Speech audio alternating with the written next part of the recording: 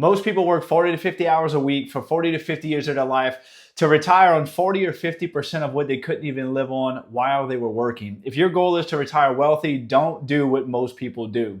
I'm Dustin and I help folks learn about leverage, not only to set themselves up for a great retirement, but also to build some wealth for their families along the way. And in this video, if you saw the title, if you're 45 years old, this one is really for you. I want to dive into not only some 401k numbers, where you're at, where you should be, and what to anticipate to make sure you have everything that you need for a retirement, but I also want to walk you through some of a new path that you can take that involves real estate that can ensure that you have not only the retirement that you want, but the wealth that you may be after.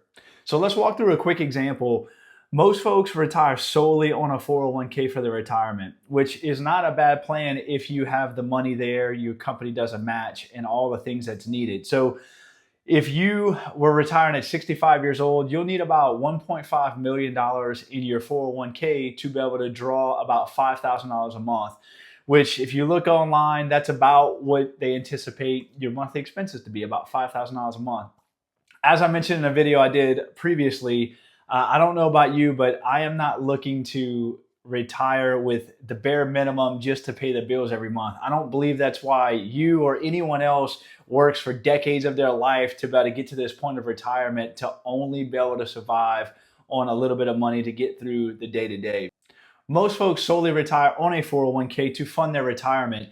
And that could work, but the problem is most folks don't even have a 401k set up, or they're not contributing enough to get them to where they're going to need to be when they do retire. So let's walk through a quick example. Let's say you plan to retire at 65 years old. You're going to need about $1.5 million in your account to be able to pull about $5,000 a month, which has been calculated to be about what your expenses are going to be each month. Now, if you're 45, you need about $320,000 in your account now if you're contributing about $500 a month at a 7% return. If you have that, hats off to you. If you don't, stick around, because I'm going to talk about a way that can ensure you not only get to where you need to be, but you might have a lot more than anticipated, especially talking through in this example. Now, I don't know about you, but I don't think people work for decades of their life to get to retirement to only have enough money to get through what they need each month and not have any left over for fun, travel, to help their children, their family members, or to do other things that they've always wanted to do. And not to mention, as you get older, things tend to get more expensive, right? Maybe your health care, some of the things that you might need. Inflation looks like it's going to continue to go up. Things are going to get more expensive. And so the bare bones minimum in your retirement is not what you should plan for. You should overshoot that by a large margin to make sure you have all the things that you can not only need, but that you want to be able to fully enjoy the fruits of your labor in your retirement.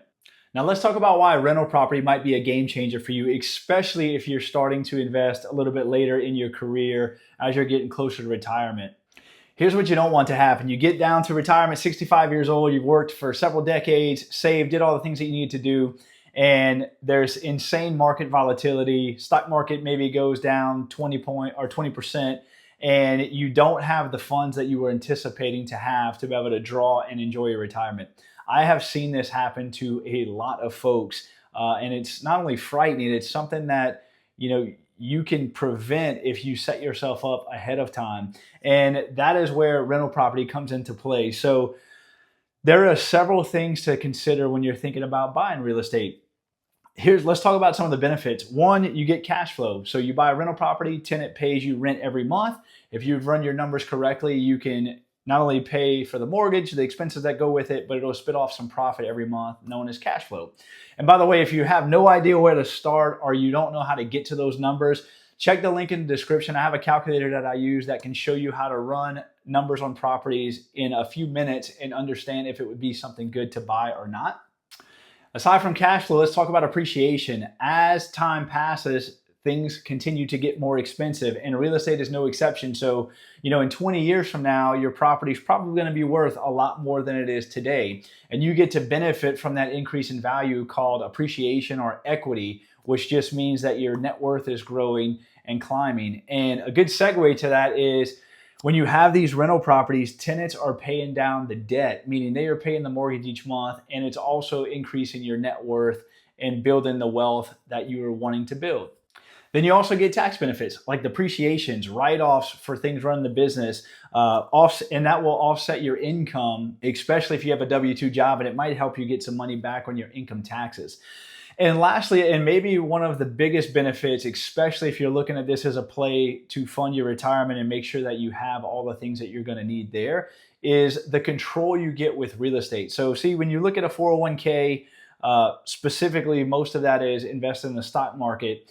You don't really know what you're invested in most of the time. You don't know who's investing that money for you, and you don't really have a lot of control. You can pick, hey, I want to be moderately risky. I want to take a lot of risk and build my portfolio. And those are about it as far as the metrics that you have on control. With rental property, you have a lot of control. You have control on if you buy it or not, where you buy it, how much you're gonna pay for it, how long you're gonna keep it, will you refinance it, will you sell it? And the list goes on and on and on about the control. And that's probably one of the most gratifying things as you get closer to your retirement, that you have control on how you're going to manage these assets to be able to take care of you later in life, and then also to create wealth for your family even after retirement, and you're doing all the things that you've been planning to do for the previous several decades. So how do you start? You don't have any rental property. You may be in your mid-40s looking to have a strong retirement and you have nowhere to start. Well, first I would start by the link in the description to grab the calculator to understand what makes a good deal. How do you run numbers on properties to figure out what you should buy and make offers on? And the other piece of this, a lot of folks think that you either have to work a W-2 job or you have to only be an investor to buy real estate and make it successful. And that is just simply not true. If you have a job today, especially a W-2 job, banks love that, and that can be really your superpower when you're going to qualify for financing, because it shows banks that you have an income outside of these rental properties you're going to buy. You can have money coming in each month aside from this real estate while you're building this up, because real estate is not a get rich quick, it's a get rich for sure if you stay in the game long enough and continue to invest in the business. And so you can use some of the money that you save from your day job in the form of some down payment money and use that as some leverage to get in the game and let the banks finance the rest. That is how I got started. I didn't know some of these advanced strategies and tactics that I know now, which I'll save for later videos. I had saved money from working, saved enough for a down payment, and bought my first rental property and then continued down that path. So if your goal is to buy one or two properties, start with a single family home or maybe a duplex. And once you get a good understanding of how this works and how this cash flow works for you, then you can buy more properties and scale that for as big of an appetite as you have as you grow this business. So here's the deal. If you find yourself 45 years old and your 401k is not where it needs to be, you have two choices. You can keep down the same path, be underfunded, and hope the market saves you when it comes time to retire, or you can make a different decision, learn some new skills, and go out and buy some cash-producing rental property that pays you not only every month, but will continue to compound over the years as you get closer to retirement, and make sure you have a nice nest egg for yourself. I hope you found value in this video. If you did and you're still with me, consider liking this video and subscribing to the channel. Each week I talk about how to buy rental property with your day job and how to learn about leverage to set yourself up for success in life. And before you go, somewhere on this page, there'll be a video I did last week, and I would encourage you to check that out and continue down this path to learn how to invest in real estate. Thanks for watching. This video is a wrap. Bye for now.